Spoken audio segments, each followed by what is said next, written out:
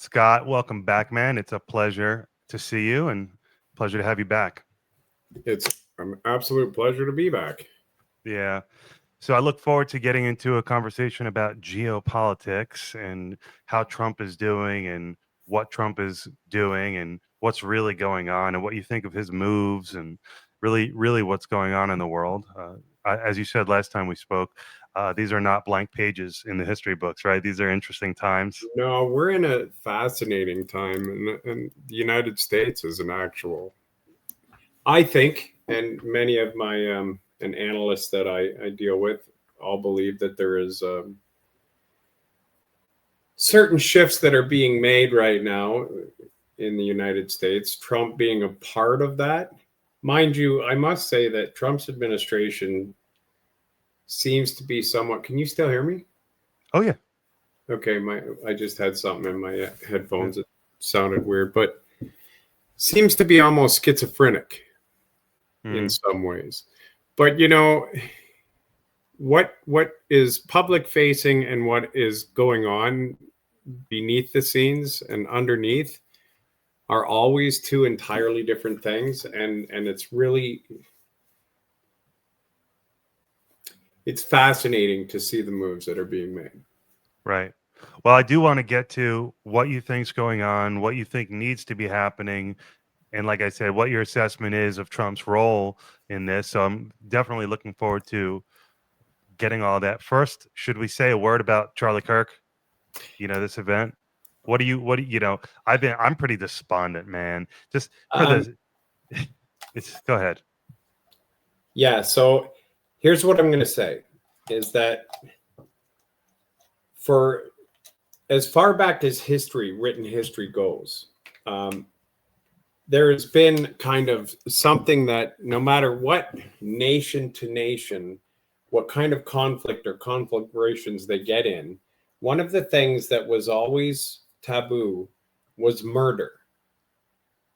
Now, we distinguish murder from battle and war and death in war. And the way we distinguish that is innocence or somebody that is not a combatant being killed, right? Being assassinated. And unfortunately, what's happening over the past probably year to year and a half is that the neocons, the neoconservative part of the deep state, there's a certain aspect of the money that is controlling things that is normalizing, basically drawing people in the guise of having diplomatic talks. And when those people come for the diplomatic talks, they're being murdered. Yeah, I know. Obviously, you're referring to the Israeli strike in Doha. Well, it's not just the Israeli strike in Doha. There was 3,000 pagers that went off in Lebanon. There's also been I see. Many different instances where, and the United States, the neocons are financing just attacks that are, people are drawn in diplomatically, made to feel at ease, and then murdered. And what that does is, and I don't know yet. I don't know, and it will take time to find out who paid for the assassination of Charlie Kirk and who was behind it. But it was obviously an extremely professional hit. Mm-hmm. It was paid for by some actors out there. It could be Ukrainian. It could be Israeli. I mean, the man was somebody that had made many comments that were quite out there and took and many different. Made a lot of enemies, theoretically. He made enemies on a daily basis. Right. But he made very powerful enemies as well. Yeah, which is an interesting dichotomy. It's an interesting other side to this fact that he was a proponent of free speech and doing a great service no matter what his beliefs are. I mean, there are certain things that you can't deny that he was doing well, but also so unafraid, so strong you're gonna make, and he leaned into controversial issues. He didn't shy away. You're going to make enemies doing that. But I think we get complacent quite often, and I think, okay, let me, how do I put this? Someone like myself, I study geopolitics. I follow independent media. I spend hours upon hours. Let's say I started some kind of controversial show and then it took off and it blew up. And in 5 years' time, I had millions of viewers. Mm-hmm. Would I really consider the fact that I would be making powerful enemies? Or would I just feel like I do today, just speaking the truth to the best of my ability or what I believe it to be? And would I just carry on in that vein? I mean, Right. I think we become complacent in our views and don't realize the type of powerful enemies we make with the power that we start to grow with our audience, right? Yeah, no, that's an interesting point. Someone said today on Fox, I was listening to some of the coverage and tribute. I try to listen to them all when I listen, less and less these days, but I definitely do prefer Fox these days. No, I'm not going to lie about that. And of course, considering how close they were to this guy, I was going to lean towards their coverage and just kind of get a more personal sense of their take and all of that. And one of the comments I heard today was, it might have been Laura Ingraham, was how he was, despite his success, he was really just this guy who in fact, I think the point was Charlie wanted to make it a point to stay grounded and doing what he always did, and just with a bigger and bigger reach. And so, yes, there was something as talented. This was the point. As talented as he was, as informed as he was, uniquely in all of this, at the same time, what he was doing was very normal and very casual. Exactly. That's exactly my point, is that these statements that these people make, weighty issues, regardless of, like, one of the statements he made in regards to Zelensky in Ukraine is that he was responsible for millions dying. Right. Okay. No, this is a risk. Yeah. That's a controversial statement to people that have already produced a hit list. And that hit list has names on the internet of who they want murdered through their Secret Service. And his name was on that hit list. So crazy. Because of that statement. Right. Now, I don't follow any mainstream media. I don't really look at Fox or MSNBC or any of that. I'm more Telegram and places online where I can find out ground source news. I don't think with Charlie we're going to find out exactly.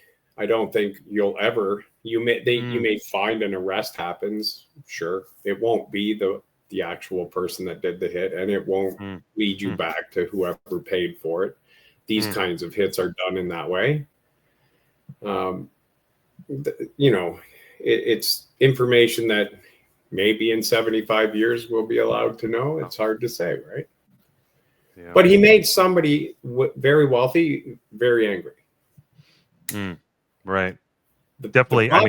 The problem is that world leaders and the powerful, the people that are in the West right now, are normalizing murder, and it's unfortunate, because there was a time that it didn't matter if you were one nation warring with another nation, even though that's a ridiculous thing to be doing to start with. Right. This is your inner anarchist coming out. Right. People are people. Right. But at the same time, you would have diplomacy. You could send one of your diplomats to meet with one of your opposing nation's diplomats, and it was an unwritten rule that they would be safe while they interacted, and while you tried to figure out some way to come to a peaceful resolution. So if you were in the seat of being a diplomat, you could somewhat feel protected and safe that sure position absolutely, you held fundamental, was a safe position. And that has been kind of stripped away over the last few years. And it's normalizing assassination and murder. Okay. It's a horrible thing when you see private citizens in any nation cheering on a murder. It's just absolutely deplorable to see people giving opinions, and there's much online. There's many people that are like doing TikToks about how wonderful this is. Right. It's a sad, like, I mean, no, and nothing justifies any of those reactions by any stretch of the imagination. But it is somewhat interesting to reflect on your point, which was that he was a controversial guy. And so it says something about us, and it says something about our society right now. But it's just horrific and a dark day. It's unfortunate. It's and I don't know, like, not to diminish what's happened, but just to say that this can only be out of anger. There's like, okay, you might say that he reached the young audience and helped Trump get into office through the young audience. Okay, that's already been done. Trump's not going into office again. He's not going to be able to do that again. Right. Do you understand what I'm saying? Right. So what danger does he pose if it's a political thing? Well, there's a big answer to that, and that is this guy was going to be president. He was going to be president himself. Charlie Kirk? Oh, yeah. I mean, I don't think so. I don't think think he even had the political motivation. Straight line, the motivation, maybe not, but he was uniquely equipped. I mean, he was the head of the youth movement. He was the most influential guy in the administration now.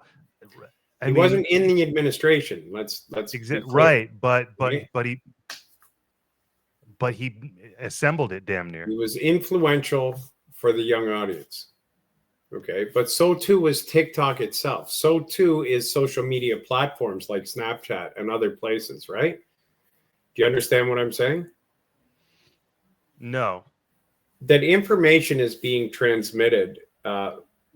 This internet, social media is something that, as much as it's a danger, is also something that has allowed for the general population to actually have access to much more information on a much faster and honest way than ever before. Right. If you look for it, you can find out the truth about just about anything that's going on today, right? Okay. And this is different than, let me give you an example. France is falling apart right now. Protests everywhere. Macron is refusing to step out of office with approval rating of about 11. Okay. His prime minister brought forward a budget. The budget was voted down, non-confidence, that prime minister's out. Realistically, what should happen is Macron should step down. Mm-hmm. But he's a narcissist. He refuses to do it, and he's hooked on Ukraine. Okay, so is Stallmer in England. So is Merz in Germany. This is Europe we're talking about, right? So now the streets are filling with protests, right? Now, there was a time that they would be able to, without that population getting the information quickly, do a false flag and then say, the beast is at our door, and rally all the young men together to go to war, right? This information is being disseminated too quickly. They can't get these young men. They can't get these poor families riled for war like they used to, even with a false flag. I see what you're saying. So, okay. I see exactly what you're saying now. So Charlie Kirk, not that you're reducing him just to a metaphor of the internet itself, but your point is that the information is getting out there, whether Charlie Kirk's going to be leading the charge or not. Right. And it's disseminated. Okay, I'll give you an example. TikTok, they blamed China. They wanted it not to be in the United States because of it. China is going to, get your information, right? That was what it was sold on. Yeah. And in actual fact, what was happening was too much information about the Middle East was being disseminated daily, and pictures and things were going on online that were making it difficult for the narrative that was happening in the Middle East at the time. That's really the underlying story with TikTok. Mm-hmm. Okay.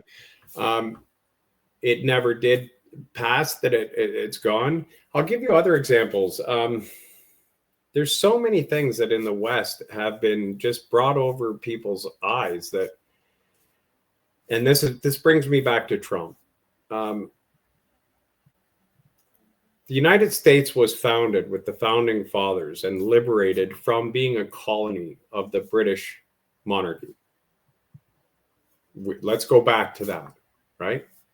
And there has been many, many times that the United States has tried to bring back its independence because it has been co-opted from Britain through the neocons and through globalist policies.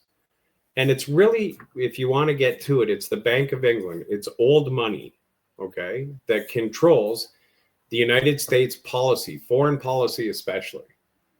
And what Trump, I think, and there's many other analysts such as myself that believe that this may be the case, is desperately trying to get out from under that. In other words, bring the United States back to its independence away from the old money's rule. Do you understand what I'm saying? Tell me more about the Bank of England and how it gained control. The City of London and the Bank of England is just old money. It's Rothschilds. It's banking cartels money. Okay, it's BlackRock. It's globalists. Okay, I'm with you. There's many different factions with large money. So when you say the deep state, when people say the deep state, it's always this conspiracy theory. It's always this weird kind of, oh, it's got to be these cabal of 5 people that are controlling everything. It so mixes up the issue. No, there's old money. There's different factions. They're competing factions. Some of them have aligned goals. Some of them are competing goals, but it's European and it's colonism. It's colonialism. That's at the heart of it. Okay. Trump, I believe, and along with many others, is trying to play the game with a big portion of the deep state, the neocons and whatnot, and try to feed them enough to keep them at bay of what they want. You understand? Presumably there's a connection between the Bank of England and Israel. Am I making a leap there? Israel's all part of it. Israel is a part where there's a real there's schisms with Trump with the Israel and Middle East conflicts that are difficult to explain right now. That's part of the problem with the theory and why I keep saying we have to wait and see what happens. Let me put it this way. The world has been under great strain, and it's been between the globalists fighting the banking system, the banking cartel. When I say globalists, you can call it the deep state, you can call it the Bank of England, City of London, many names. I'm talking about that whole encompassing foreign policy that's trying to control the money system. And I'll bring it back to that to explain it in a minute. Okay.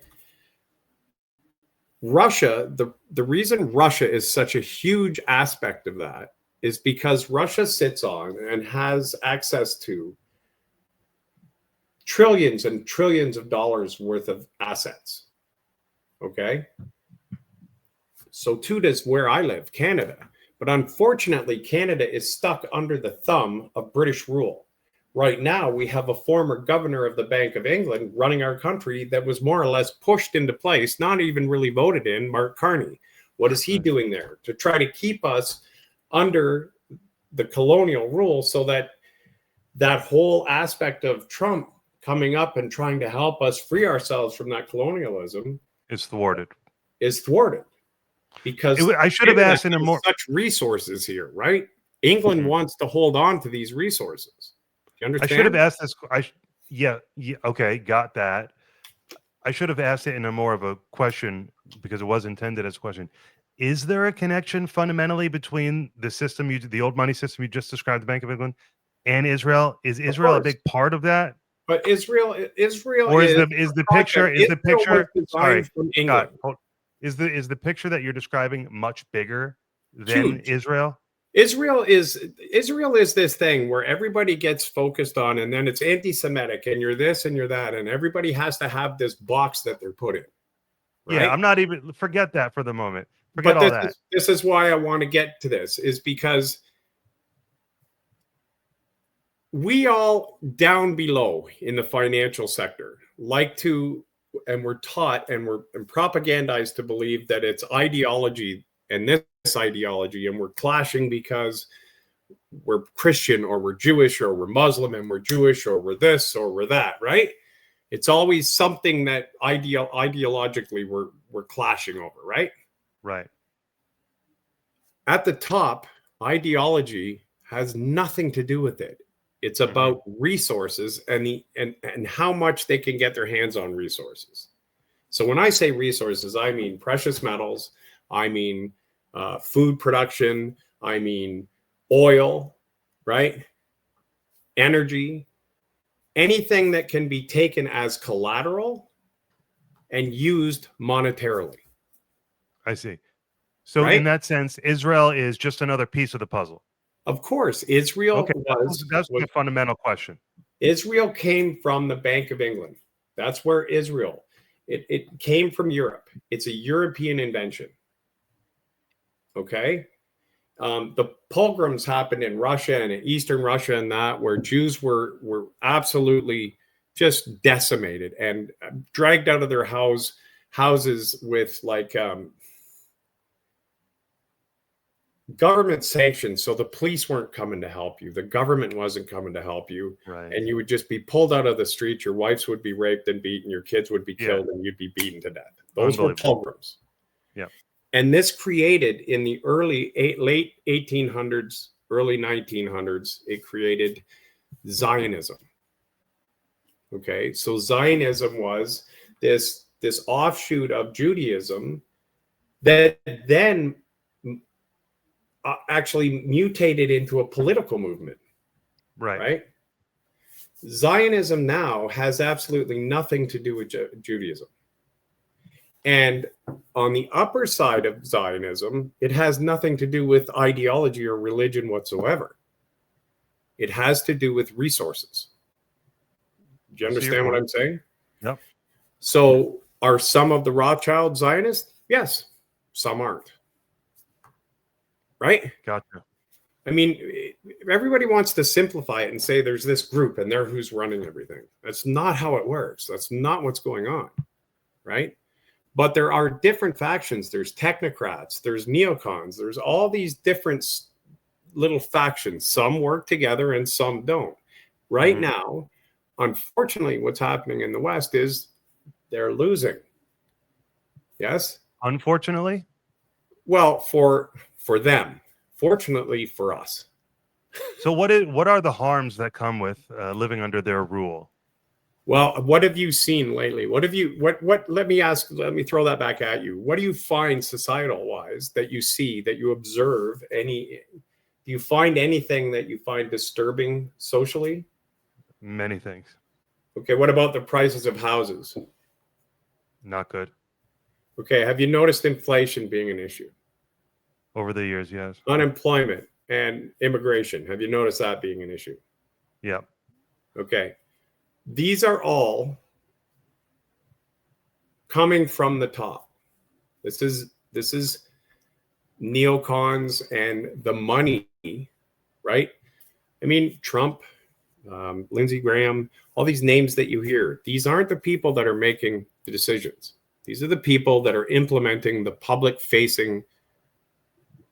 Why is it in the people at the top, the banking cartel's interest to flood the country with illegal immigrants, I guess, so they can have less labor, cheaper labor? Okay. Cheaper labor. What is their interest in owning? Okay, so just collecting the assets for the homes.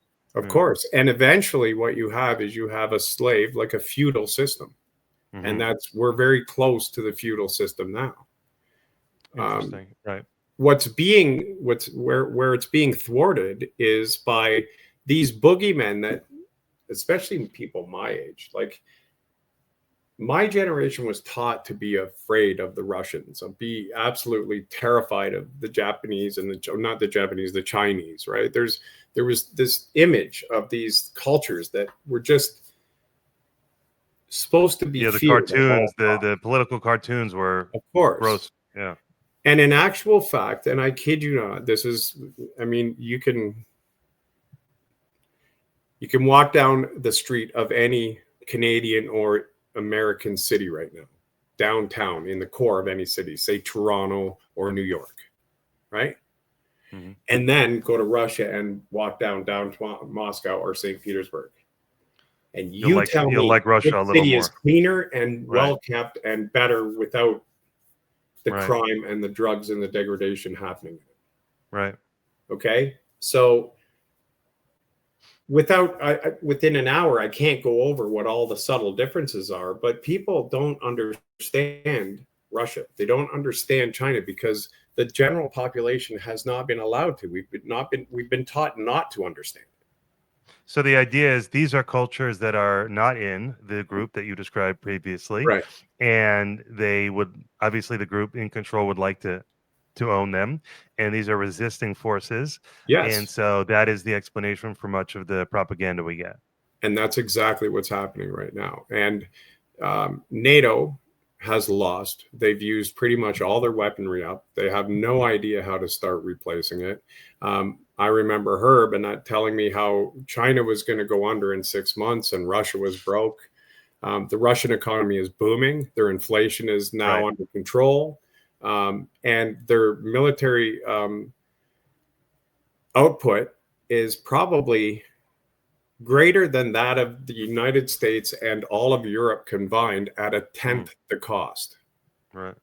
Okay. I know Herb would say, "Oh, cheap shit, bad shit," because it's corrupt. Except that it's overcoming everything that's being thrown at it and winning.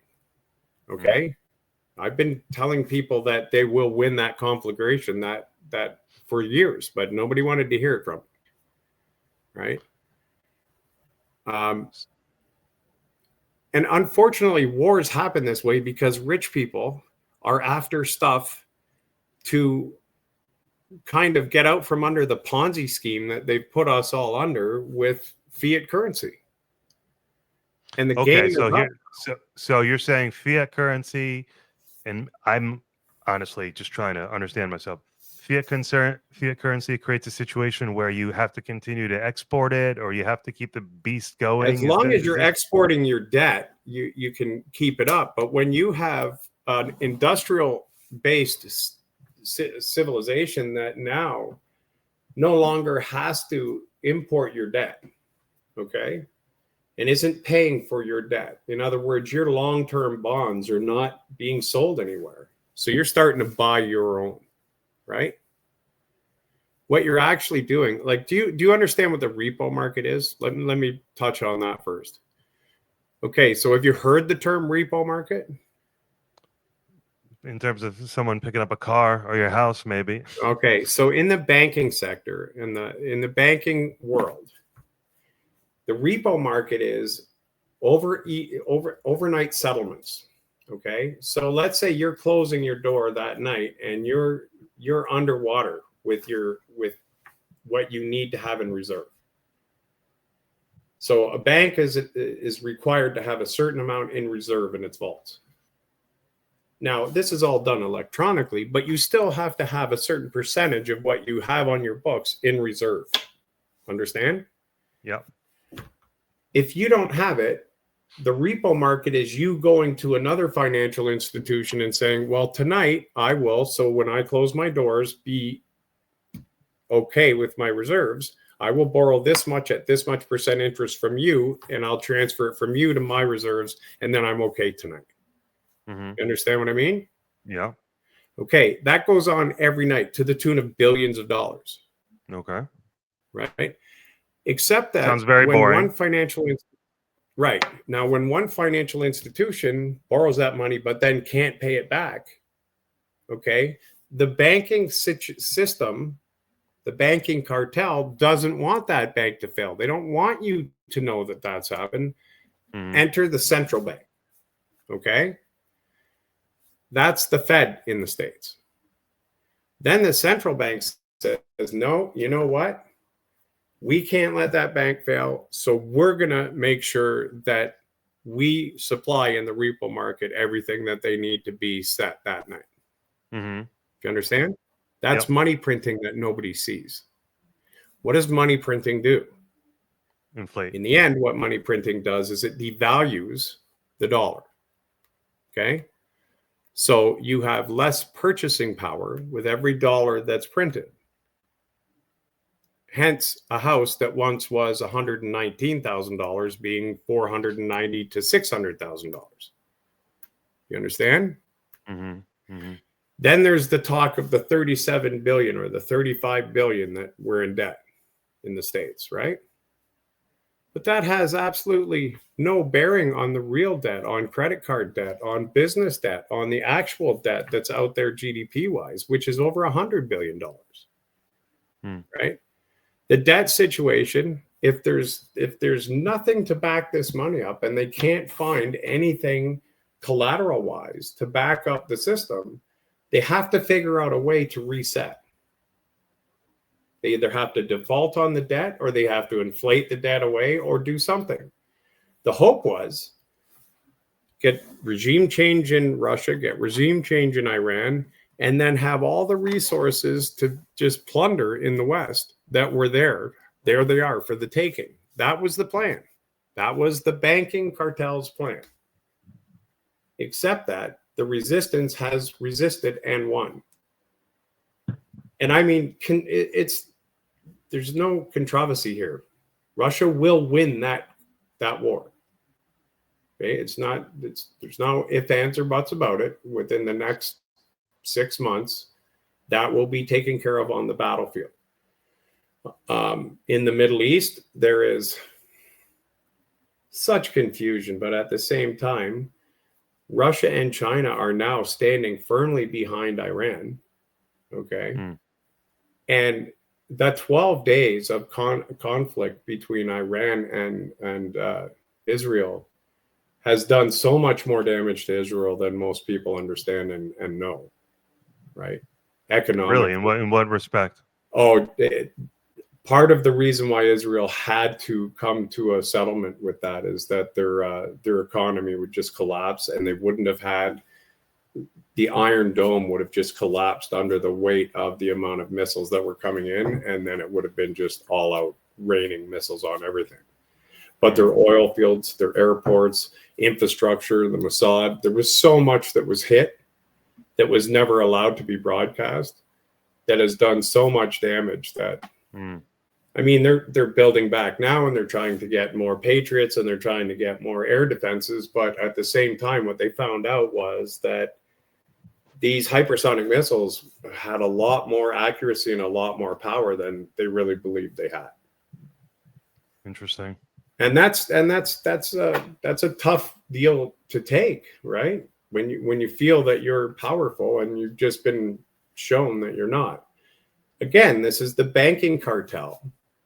That is, one of the best analysts I listen to is a man named Alex Craner. And the way he explains it as far as the United States and the Bank of England goes, and what the relationship is between the neocons and United States foreign policy. Have you ever seen Mad Max, where there's Master Blaster? He's the little midget guy that's on top of the huge bulking. I need to rewatch it clearly if I don't remember. I've seen, but I didn't really remember. Well, think of the United Kingdom being the little guy on the brute shoulders, telling the brute what to do. And that's basically the neocon faction from the Bank of England, the globalists that have been running United States foreign policy for years now. Okay. When did this happen? When did this takeover really? Was it 1913? Kennedy was assassinated because of his attempt to do what Trump is doing now, or trying to do. Okay. Which is dissociate. Right, which is to pull away from that, to try to get independence back from that cartel, right? What does independence look like? Is a huge arm of that banking cartel. MI6 is an arm of that banking cartel. So what does success look like? Success looks like getting the independence back with the United States and then doing business rather than fighting with these larger and becoming a multipolar world. That's what success looks like. Rather than holding on to unipolarity and fighting everyone all the time, which is a losing battle. That's so interesting. You know, Marianne Williamson talks about multipolarity. I really liked her because I thought she really spoke to fundamental issues, right or wrong. And it's interesting how Trump, who's such a representation of a strong America, and he's Mr. America, right? So interesting that if your theory is correct, and many others, that he would be leading the charge. And it would be, I guess, not ironic because he thinks it's in America's best interest to allow the, but it's kind of interesting how, do I have that right? A man who loves and believes in America and wants to be America's champion is kind of saying, hey, we can't keep this game going, guys. We have to be strategic here and allow the world to evolve into a multipolar situation where we are just a player. It's kind of weird. It's don't get me wrong. I like everybody has their flaws, and the problem and the thing is in this big money environment, like Trump is a megalomaniac. He is. There's just no way around it. He's also the king of default. Right. Yes. Right. Well, the United States is in a situation where financially there's need no him. option but to default. What better person to have at the helm when this is happening? Believe me, he was groomed for the position that he's in. I know that, like, we like to look at this face of this person as this strong man that has these strong. He's an appendage of an independent strain of large money that wants to break away from the Bank of England and bring back the United States back to its industrial might. You know, they understand that now that they've shored off all their industrial and everything, that, I mean, when you financialize a country and you take the industry away, you end up with this hollowed out shell of itself. Right. That's what we're living in. Canada as well. Like Canada, right. I feel trapped up here in the respect that I've got Mark Carney, I've got the Bank of England basically reining in and making sure that our regulations and everything keep it so that we can't get access to or use environment and mines and gold and oil and all the different minerals and all the different wealth that we have here. So it's almost like the king and the Bank of England wants this for themselves, and they want to hold on to it for as long as they possibly can in reserve. If we had the independence of the Americans, and we had that ingenuity, and we had that cooperation, and we opened up North America so that independently we could start making use of these resources, I'd be more than happy to say I am whatever I am. You understand? So in this light, the climate emergency, the politicization of climate science is integral to this narrative. I'm not sure where I sit with the climate. I think the planet gets warm and gets cold, and the planet's warming up a little bit, which is good for the planet. It's not a bad thing, and I don't know what's causing it, but I do know that if we had access to more energy and could bring down the price of energy to net zero almost, which would be tapping into all the natural wealth that we have up north here in Canada, right? Right. If we shared this wealth, if we just spread it out a little more evenly, you know, rather than having Zuckerbergs and technocrats like Peter Thiel and these kind of people holding everything at the top, while we have drug addicts and people starving at the bottom, a little more equal distribution would help. Right. You know, and I think part of becoming independent from that colonial way of doing things that the banking cartels would help us to achieve that.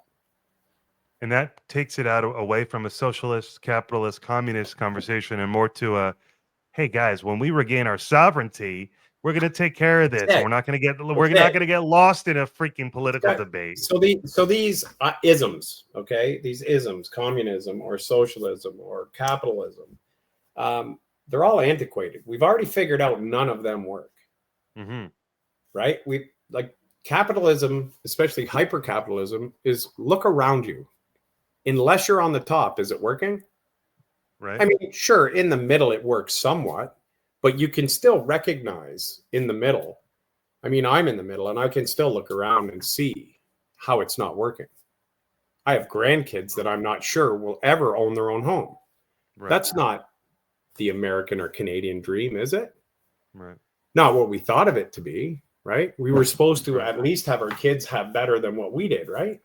Well, you could say, look, guys, you still get a white picket fence, but the rent's due on the first of every month. It just costs you too much, so you might not be able Yeah. to paint it in 2 years, right? Right.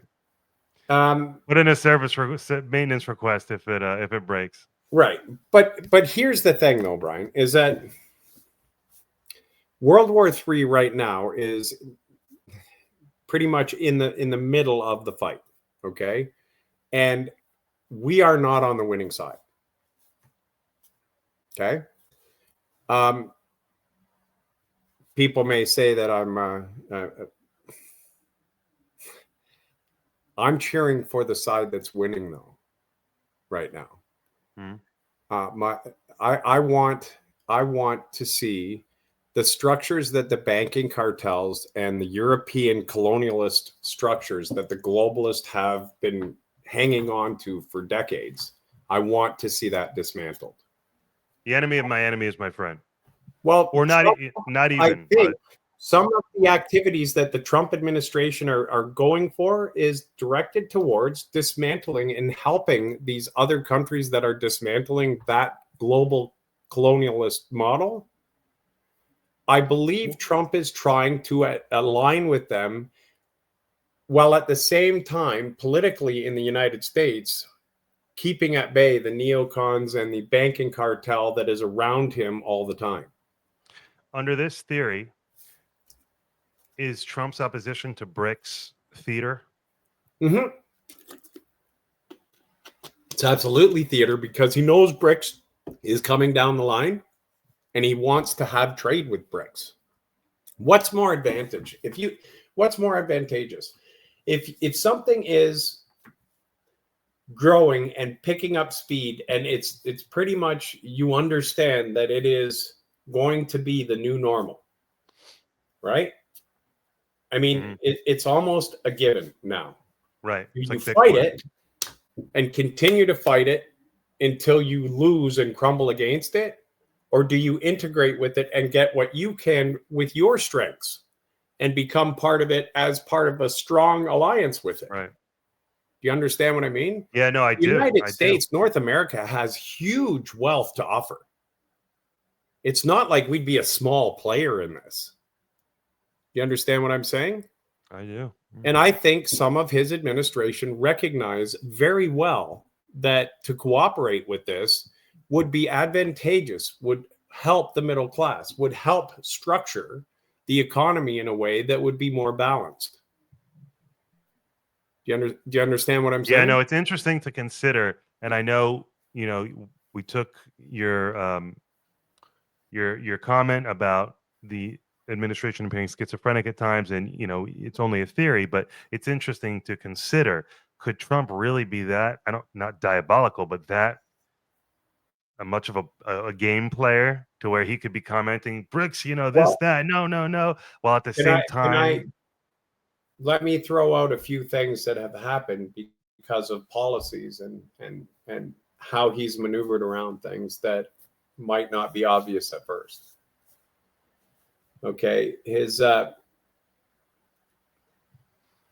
he proposed that he would be able to finish the war in a day, 24 hours before the election, right? Then it was 100 days. And then he sends Kellogg to Europe to deal with the Europeans. And Kellogg is constantly bantering back and forth about a ceasefire. You got to understand that the war in Ukraine against Russia is basically where the front is between the globalists and the BRICS that are resisting the globalists. Mm-hmm. That's the front line.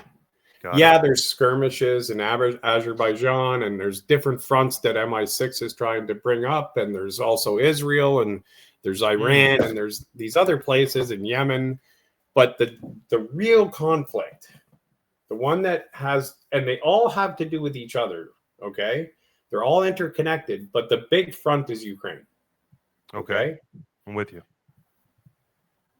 Through all of that, eventually, bang, all of a sudden he has a meeting with Putin in Alaska. Mm-hmm. And what do they discuss? They don't bring any military people there. They bring, what's his name? His real estate Witkoff? buddy? Witkoff. Lavrov is there, and they're all smiles and they're happy, right? They get Right. along. And even up until the last few days, Putin's remarks are saying, and our friends in the United States, we are more than happy to cooperate with. He's talking about financial connections at the SCS. It wasn't the BRICS meeting. It was the Shanghai. Oh, it'll come to me. Another meeting in Beijing. And that was Modi. It was many of the BRICS members, but it's the Asian economic bloc. Oh, ASEAN or whatever, Association of Southeast Asian Nations. But right, and Putin was there and had a huge press conference, and part of it was mentioning how he was quite happy with the view of this administration as opposed to the last administration, right, and believed that there was many things that they could do business together with in the future. Mm-hmm.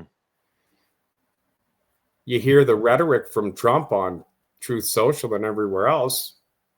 You would think Putin would be angry, and you would think that he would have nothing good to say about the administration, wouldn't you? I see. Right? So Trump has forward-facing all these terrible remarks and wanting to put sanctions on and everything else, right? Sanctions, getting there, But your point is taken that he's putting on a front. Of course. Okay. Meeting Putin in Alaska like that is unheard of over the past 4 or 5 years, and especially after Russiagate. Imagine Russiagate, and now Trump. So now we understand all of the attacks on Trump. Right. Now we understand through this lens the bastardization of the MAGA concept, the warping of it, the falsification of it, the Russiagate. We understand all of it. Right. If you look through the lens of what's happened compared to what's being said, right? What's actually going on economically. Because war is economics. It's always money. I don't know how many times in our discussions I've talked to you about that. It doesn't matter. You take ideology, take all that away. When it comes to how geopolitics works, it's always based on money. Always. Everything has to do with economics. It has to do with money. You want to know has it been that way throughout history, would you say? Has it been that way throughout history, would you say? Or in the last since money has been created, which money was one of the first things that was ever created. Yeah. Okay. All right. And the distribution of assets and how we actually allocate those assets back and forth, and the way at which we barter for them, right? In human and in nations, that's what's always at the heart of the conflict. Right. No matter what other layers of disagreements you may have, you ain't going to war unless there's an economic. Always. And the fact that the population is led to believe that it's an ideology, that's how you get poor people riled up to be willing to go die for the wealthy. Masters of war. I mean, that's just been the way that it's been done for years and years and years, for thousands of years. Right? That's why when I look at the situation, I look at it outside of any judgment. I'm not coming at it from I agree with it or disagree with it. I'm not coming at it from. You're not operating on that level. No, I'm not looking at ideologically, oh, this is a good thing or a bad thing. Is Putin good or bad? I don't know the man. I know he's pretty smart, right? Is Trump good or bad? I don't know. I don't know the man. I haven't sat and ate with him, right? How do I know whether he's good or bad? I don't know, right? Do I know that he's politically genius and knows how to maneuver and work a crowd? One of the best ever at it. I know that much from what I've seen, right? Yeah. But I don't cast judgment on that. What I do look at is how economics and money works in the world, and who are the players, right? Like where BlackRock. Look at BlackRock. I mean, who's running Germany right now? Merz.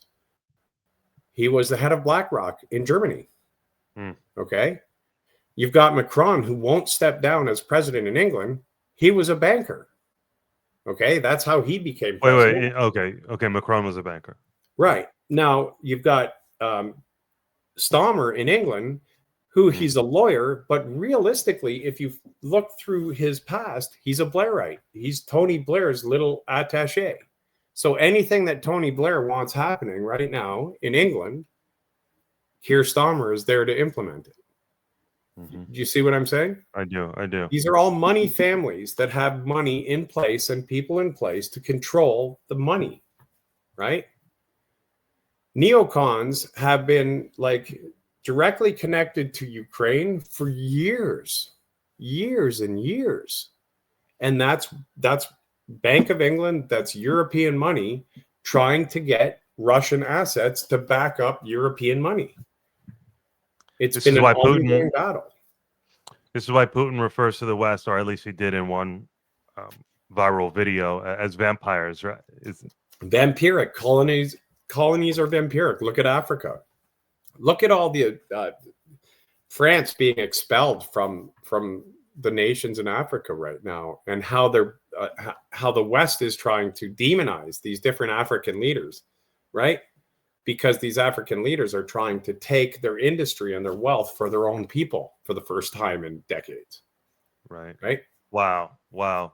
So interesting, actually, to think about this in terms of colonialism. Well, that's what the West has been, is a colonial project, right? Sure, absolutely. It's fine. I'm Irish. I'm 100%. We thought we were out of the age of colonialism, but we're not. That book was written. To believe that we are is kind of naive, right? Where do you think France got all its wealth? Why do you think France is broke right now? They've been expelled from Africa, and they're putting all this money into Ukraine that they've lost. Now Russia's getting involved in Africa now. Of course, so is China. Belt and Road, right? It used to be the IMF. The IMF would come in and they'd give these loans at such astronomical interest that they would turn a country poverty-stricken. There would have one or two leaders at the top that they would make filthy rich, and then the rest of the country would suffer through austerity. That's how the IMF did their business. That's the International Monetary Fund. That was set up after World War II with the Bretton Woods system. That's colonialism. That's just the financial arm of it. Right? I mean, I guess obviously a lot of the overt signs of colonialism have retreated over the years, but the financial control is... Of course. And the way they keep our population kind of Orwellian is by, we've got these big moats around us, and then we have this constant fear, like Putin is going to come, right? Like, what wasn't it said? Didn't Adam Schiff say at one time, we're going to fight them over there so we don't have to fight them here? That's funny. Adam, protect us from Vladimir Putin. Thank you. Right, because he's coming, and the Russians they're going to hop in a submarine, all of them, and come on over here and take over North America. Are they? I mean, if you think about it logically, they're not even going to go into Europe. They don't even want to go into Western Ukraine. I mean, it's just So you don't think Putin has larger territorial ambitions? Of course he doesn't. No, not whatsoever. Absolutely not. He wants his core issues dealt with. He wants no NATO in Ukraine, which has always been a thing. I mean, the leaders of NATO knew it for years that was a red line. That's not anything new, right? That's like saying we don't want China with their long-range missiles in Mexico. Right. Same thing. It's the exact same thing. Is that an existential threat to us? Would we fight if they started bringing missiles pointed towards Washington in Mexico? Do you think we'd go down there and stop them from doing that? Right. We would. There's no question, right? Well, that's Russia's deal right now. That's basically here. We're bringing long-range missiles into 400 miles of your capital where you do your business, right? And he says, no, you know what? That's we don't feel secure with those being there. That's NATO. We don't want NATO there, right? That is the core issue. You don't think he's going to make? Would he not want a whole buffer zone then? The buffer zone will be Western Ukraine, which it always has been for decades, for hundreds of years. Ukraine has been the buffer zone against Europe. It always has been. 2 questions for you. Yeah. Do you have anything good to say about NATO? Genuinely quite curious question. And the other is, do you think we're going to get into a hot war with Russia? NATO is a decrepit old alliance that needs to go away, needs to be done with. When we had Soviet Union and we had their bloc that we were up against, it made sense to protect Europe with NATO. You understand? That was the Warsaw Pact that NATO was to fight against. The USSR crumbled, and the Americans and the Canadians and the British and the French went into the Soviet Union and Moscow and St. Petersburg and tried to rape the country blind for about 10 years. That was the 90s for Russia. And if you're to talk to any Russian about the 90s, they will tell you it was an incredibly terrible time economically for them. Terrible. That's too bad. It was a golden age for me in America. You know, It's my upbringing. It's my youth. Right. Interesting. Now, if you think about what year were you born? 89. Okay, my son was born in 86. And what he can remember in Canada is the amount of Serbs and Croats that were in his school because they had to immigrate from Serbia and Croatia and get away from the hot zones of all the civil wars that were happening during that time, right? So he grew up with a bunch of these kids that immigrated to Canada and the United States to get away from that terrible, terrible environment that they were living through after the Soviet Union crumbled. Putin came to power and he rounded up or most of the oligarchs and gave them a choice. Either go to jail, right, and give up all your assets, or start to give back to the country with your assets and let's get business rolling. That was the choice he gave the oligarchs. Is it heavy-handed? Yeah, sure.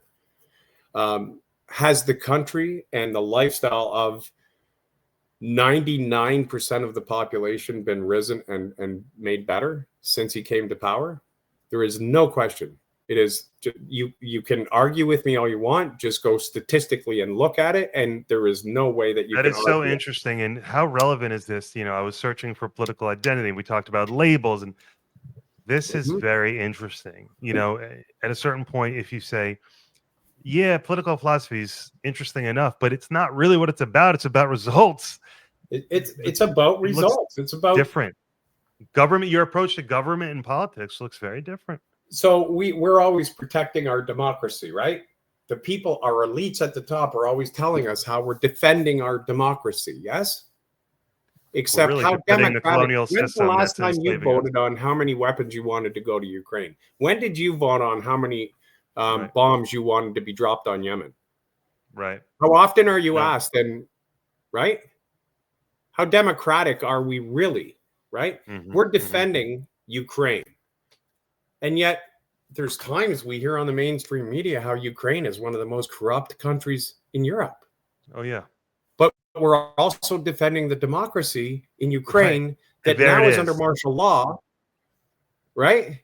Democracy by any means or at any cost. At any cost. By propaganda and by keeping the banking cartel's money where we want it. Do you know who bankrolled most of the war in Ukraine from the United States? It was BlackRock. Yeah, and that's what's insidious. Vanguard. When you start, it's very insidious to think that this group is using democracy as a cover. That is fucked up. It is what it is, though. I mean, let's be honest about how we live our lives. Right. No, I mean, it's quite profound. I get to do things that a lot of people don't get to do. I have a motorcycle I ride all the time. I teach college. I enjoy my life. I ate steak tonight with mushrooms and onions, and I do very well. Okay. But I've also lived at the very bottom of society as well. And I've seen and know what it's like to be hungry and poor and looked over. Okay. In Canada. All right. From that perspective, you get to look at things if you take the lessons that you've learned from it objectively, and you can see that there are different systems that are just false.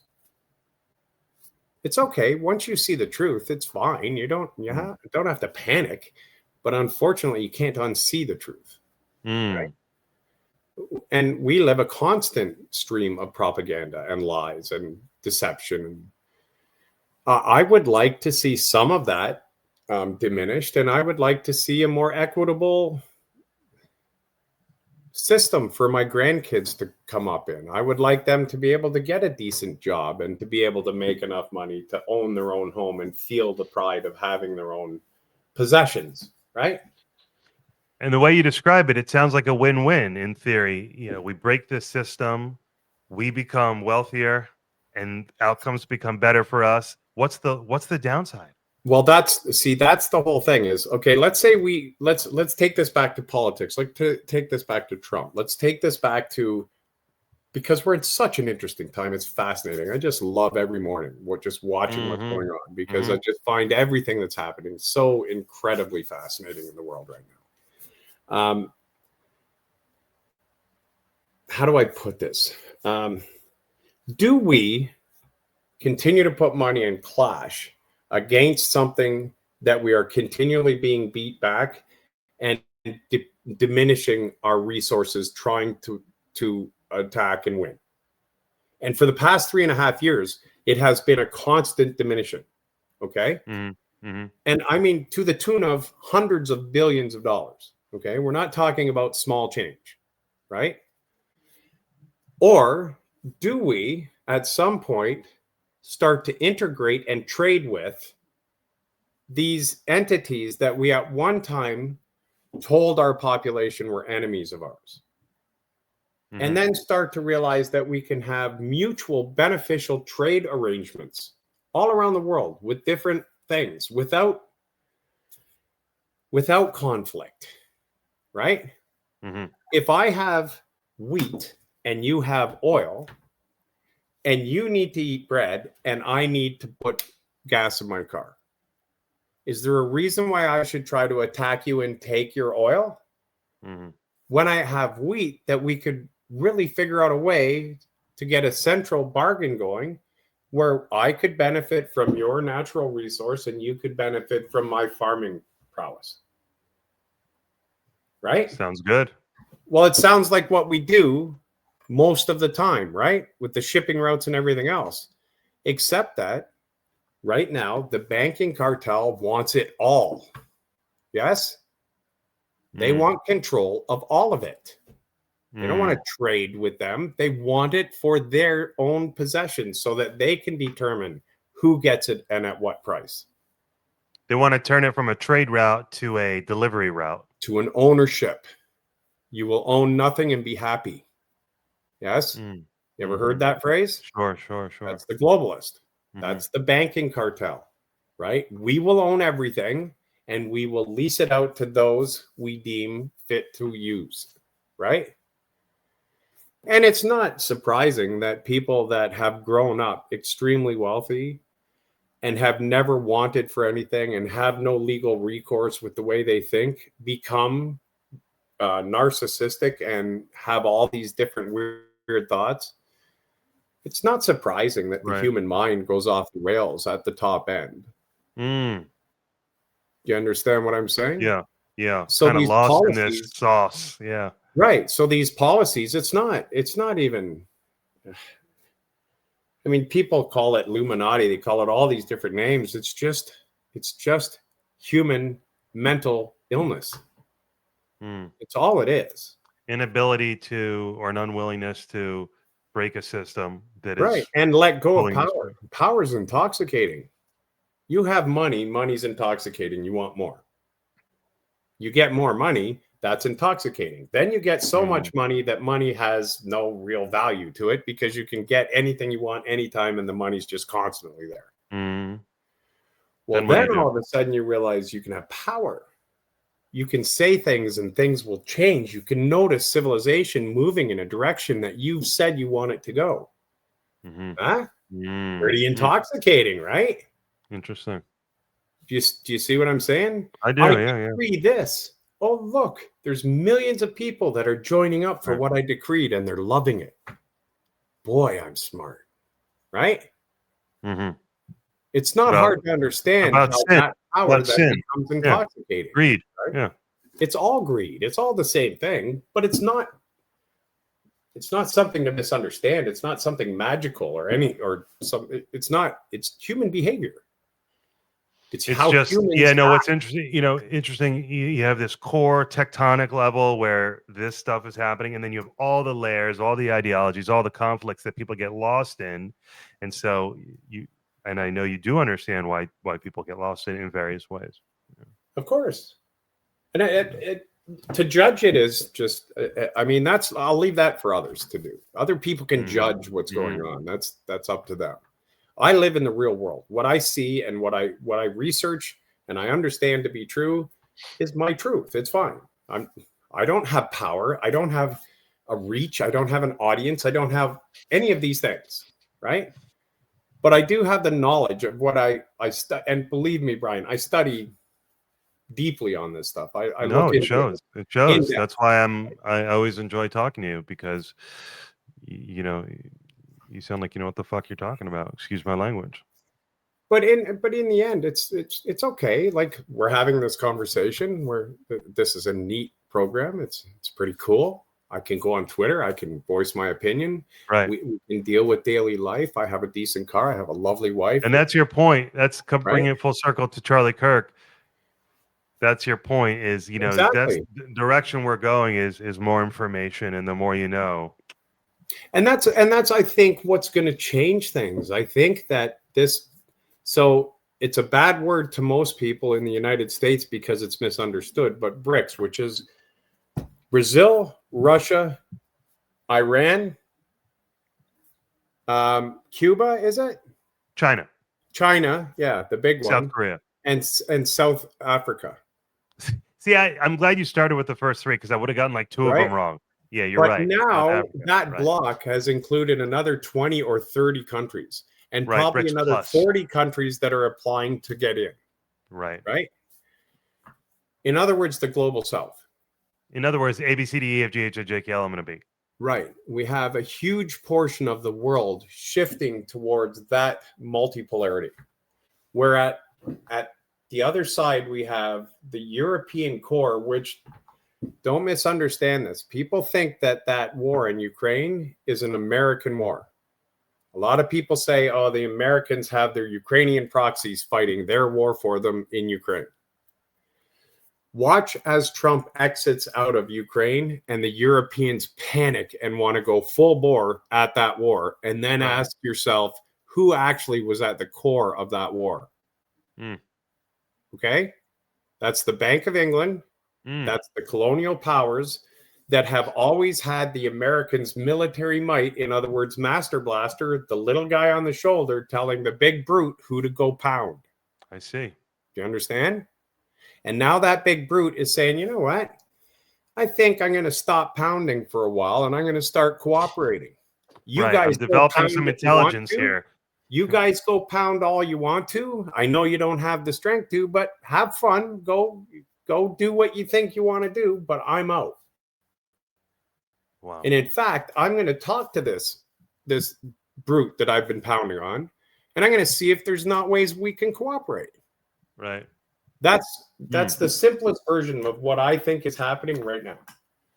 Right. And that's not to say anything about the morality in either direction about any of these countries. Who am I to say what's moral? I know that I live under immoral rulers. I know that I have corrupt people right in my own city that are running things. I'm not under no illusion that that's not what's happening. I've seen it firsthand. Right? That's human behavior. It's okay. That's how we live. Right? I'm actually pretty adept at working within those structures. I've been doing it for 60 years. I recognize it and I can, maneuver within it. That's fine. I would like to have my grandkids be able to have better than what I did and to see more growth and more prosperity than I got. Sure, of course I would. They're my grandkids. I want to see that happen. Mm-hmm. You know what I mean? Well, yeah, is this multipolar world where we start to integrate and start to learn about other people's cultures and leave their culture alone and let them have their culture while we have ours? What's wrong with that? I mean, really, what's wrong with that? Why do we have to say how they do their... I mean, it's funny how we diminish Russia, but at the same time, we're best friends with Saudi Arabia. Yeah. No, I mean, the explanation you've given today has really shed a lot of light on a lot of things. And if you take it, if you believe your theory, it enables you to look at, like I just said, everything in a new light. There is a lot more financially going on with the United States, the Trump administration, Europe, and the war in Ukraine and the Middle East. Middle East, that's a tough one. The Zionist portion of the Middle Eastern problem creates a lot of schizophrenia over there. It still is all based on finances and based on resources. I mean, look at the Middle East. What is it? It's oil. It's natural gas. It's that's what it's about. I mean, I hate anybody when I'm talking about this stuff bringing ideologies like Judaism or Catholicism or anything else into it, because that's the stuff that us poor people deal with. That's the stuff that we fight about. The people that are moving the money around and creating these conflicts for us poor people to go die in are not worried about those aspects of what they're doing. Trust me on that. Right? Believe me, the Pope is not worried about Catholicism. You got me? You understand what I'm saying? Yeah. Wow. That's sad, not man. What that's about, right? Right. Yeah. It's sad. About money and resources. Big illusion, and a lot of people have been sleeping. I'm not saying that whatever your faith isn't legitimate for you. I don't know. I died this year of a heart attack. I was out in the hospital for quite some time. I had 9 stents over the past 2 years. Right? I didn't see anything when I was under. I just damn it! You don't have. That's maybe my lifestyle that put me there. I don't know. You could have gone viral if you did one of those near-death experience videos. I know, but unfortunately, I wasn't allowed to have one of those. I don't know. But again, I've become old enough to know that what I do know is that I don't know. Yeah. I haven't seen anything to tell me you're right or you're right. He's right. You don't go, certainly when it comes to the extraterrestrial stuff I like to talk about, or religion, you don't say what you don't know. And so it makes me inclined to believe extraterrestrial stuff. I love the idea. I really if you want to know what I think it may be, is I think we are a wildlife park. I think that may be what we are. It's a wildlife park that is visited now and again and is watched. And I mean, you try not to disturb the lion cage, or not even cage, when they're out in the wild, right? If you're observing lions in Africa, you try to do it at the longest distance with the best lens you can so you don't disturb them, right? At the same time, looking at the ET question that is, I think, pervasive in society, it's fair to say at this point, you could easily look at that in a new light based on the conversation we just had. Well, sure you can. As well. So who knows? But whether it's true or not, if I don't know, I don't know, right? I do know how the banking system works, and I do know how finances work, and I know how this Ponzi scheme that is the American and the colonials' economic structure right now, the fiat currency Ponzi scheme, is dying. It's coming to an end. It just is. It doesn't mean that we're all going to starve and everything's going to fall apart. It means that there's got to be some way of restructuring how it's been done. And I think BRICS is in the middle of doing that. Do you get the sense that Vance if he succeeds Trump, is a Mark Carney or a Trump 2.0, assuming Trump is, working in the way you'd want him to. Vance, I'm so like, what really bothers me about Vance? Here's what bothers His me about beard. Vance, just to get quickly.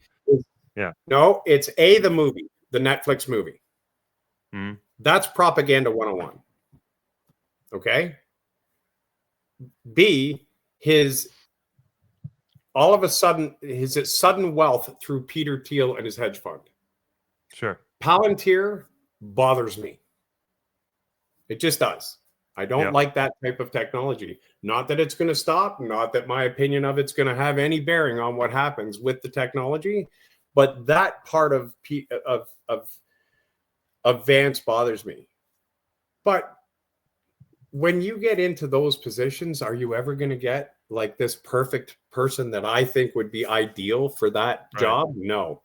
Maybe he's learning all that stuff and going through that to do well in that job.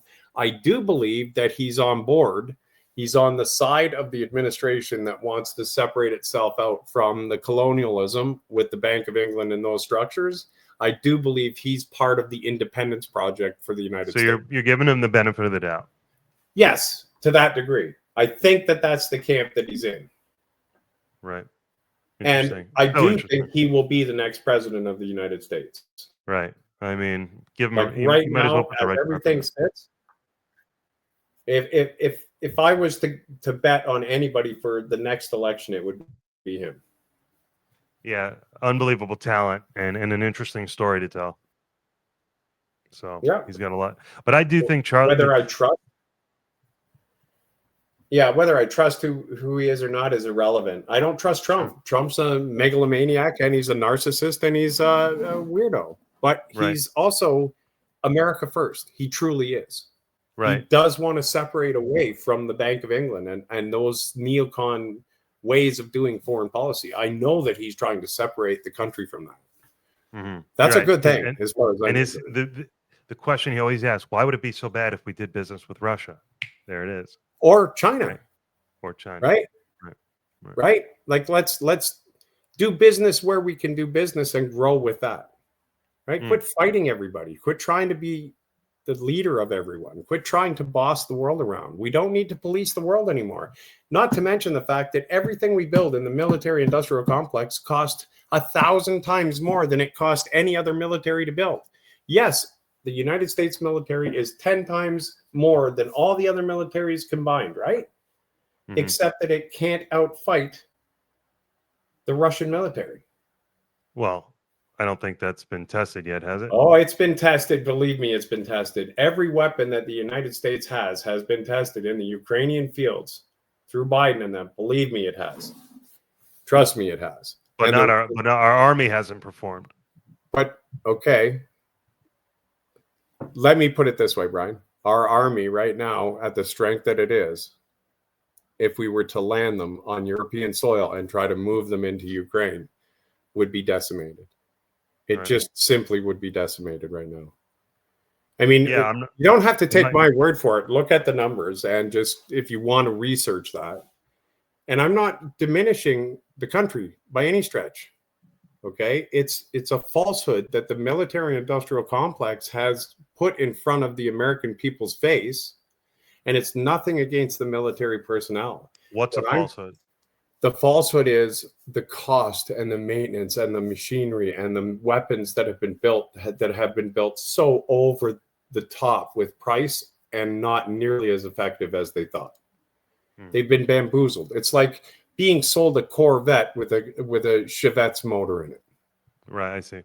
Yeah. Do you understand what I mean? Well, it's a shame. I mean, it sounds like a damn shame with all the money we spent. The money is astronomical, and the stock holdings and the people that it has made rich in the Beltway is unbelievable. There's been huge fortunes made by many, many individuals, but it hasn't succeeded to make the country any safer. Okay. Right. Well, it's a terrible greed thought. And corruption at the top. Right. It's just a fact. Thought. It is what it is. Yeah. I mean, we have wonderful machines and huge naval fleets and carrier groups, but now there's hypersonic missiles that makes a carrier group almost obsolete. Right. Yeah. I mean, Some of that might just be evolving technology, but it's an amazing time to, like you said, to be alive, and what an amazing it is character an Trump amazing, is. and not only that, but I mean, there's nothing wrong with just looking at the truth for what it is. It's not that we're not.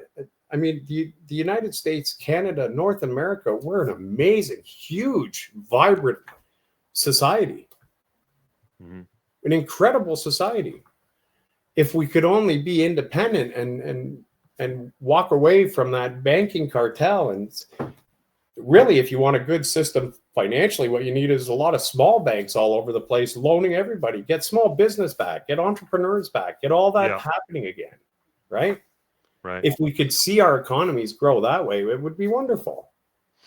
Interesting. Well, to dip it into the world of ideology, where again, I understand the moves are not made, but as there was the walk away movement from the unreasonable left, perhaps there will be a new walk away movement from not something ideological, but something I don't know. economic. MAGA's not a bad way to go. We just need to get it focused. We need to, like, Mm, there's just so much opposition from the deep state. It's a very difficult thing to do, right? right.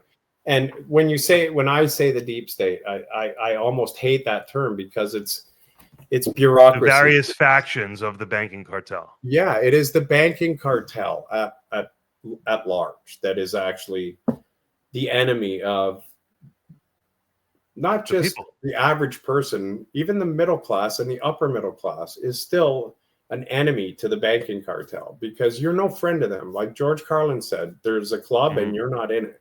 You may think you're in it, but you're not. Right. Right. You, And you so that's know? an interesting position for someone in those middle class or upper middle class. Do I care enough? Right. Am I good with this? Right. And typically you're kept so warm and so Yeah. happy with your Corvette Right. in your garage and your ability to go see a $1,500 rock star sing some night Hmm. that I mean, it's hard to get that person to protest, right? It's hard to Right. get that person to join a rally against the banking Right. cartel. Right. But Yes, it if is. push came to shove, believe me, you would not be coming in the bunker. Right. Right. No, that's an You're amazing. not That's an invited, amazing. right? That's a good place to leave it. I think it really Yeah. highlights the dynamic. It's Well, it's that's profound. that's from my perspective, anyway. I Yeah. always find it entertaining getting to talk to you for a while. I miss our conversations. No, I I hope we don't do get to many get on more. Twitter as much as I used to either. So Right. I know you're busy. yeah, Um, well, I appreciate it so much. I look forward to the next one. I look forward to many more. I would say I definitely got the specifics out of you that I don't think I may have done a good enough job mining out of you in previous conversations. So this was very helpful and informative. Thank good. you. I hope so. I hope maybe you can look at the Trump administration in or just try to consider some of what I've mentioned. Oh my God. Yeah. I What mean, and an just take a look at it for a different way of thinking about how the maneuvers are being made right now. right. Yeah. And like I said a few times already, what an amazing time. What a guy this guy is. And to look at that political character in light of the conversation we just had, it's a juxtaposition, Yeah, but it's like, wow, you have this neutral foundation, you have this animated character on top. yeah. Whew, He's the interesting. perfect guy to distract when other things are going on that you have, Right. a big money faction trying to resist it, Hmm. right? And he can still give them the show and make them feel that they're still coming along with them, and then at the last moment pull the rug out, right? Hmm. And he's done that a few times with the neocons. We'll see. I mean, I can't say for sure yet. I'm still waiting to see results beyond where we've got to so far. But from what I can tell, policy wise, it looks to me like he is trying to extricate himself out of that colonialist, European centric banking cartel system and back to an independent United States of America. And I think Hmm. he's looking towards a north south kind of. Boy, I hope Canada gets broken away from the Bank of England as well, too. But we'll see what happens. Hmm. Okay, last question. What did you think about his comments about, trying to take over Canada? Uh, so, okay. Even my wife is upset with me because this proud Canadian thing that we're supposed to project. I'm not proud of the country I'm living in right now. Right. I assume your response is, "Hey, if this would lead to a better outcome, I'm for it." So that's my point. If we can get the economic and the willpower to come up and actually start mining our natural resources, and I don't care what you call us, as long as my grandkids are more prosperous. You can call me anything you want. I don't really care, right?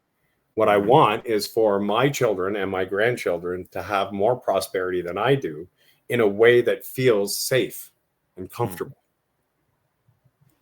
That's powerful, what I man. want. That's powerful. Wow. That's what I want. Right. So interesting, Scott. All right, man. Well, I will let you go from there. It's been a great 90-minute chat. Again, I'm so grateful. How's it been 90 minutes? Jeez, I like to hear my own voice, don't I? No, man. I loved every minute of it. Seriously. So well, it's always to digest. Fascinating talking with you, young man. Yep. I'm gonna go finish. We're gonna finish a movie called Black Bag, which actually deals with intelligence agencies. Have you heard of it? I think I've seen that. Yeah. Yeah, we got 45 I'm going to watch minutes the new Naked Gun because I have a cheating streaming service, so I can watch like first run stuff. And oh, that's awesome. Yeah. Oh, I gotta. And I like to cheat the systems. I like to know that I'm not paying for Paramount Plus and Netflix and all that. It just makes me feel so good when I don't pay them. You resistor. You're a born resistor. I hate the system.